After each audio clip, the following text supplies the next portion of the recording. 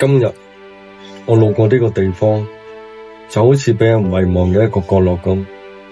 喺我眼前就係一個堆滿咗廢棄設備嘅世界，好似一個另類嘅墓地咁樣。有部分嘅大型機器斜斜咁挨住半邊身，好似係臨終之前做最後嘅掙扎咁樣。個外殼周身都係鏽跡，就好似俾病痛折磨緊嘅身體咁樣。隔籬有部細啲嘅機器，佢嘅零件散落到周圍都係，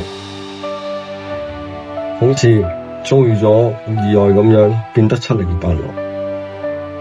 佢哋以前都好似我哋人類咁，每日不停咁工作，不停咁運轉。喺工業界嘅力量係佢哋嘅象徵。依家就好安靜咁樣躺咗喺呢個墓地咁，就好似我哋人類咁，各自帶住自己嘅故事同埋命運，走向生命嘅盡頭。喺呢度，每一部機器都講緊世事無常嘅故事，真係令人不禁對生命同埋時光嘅流逝感到萬分感動。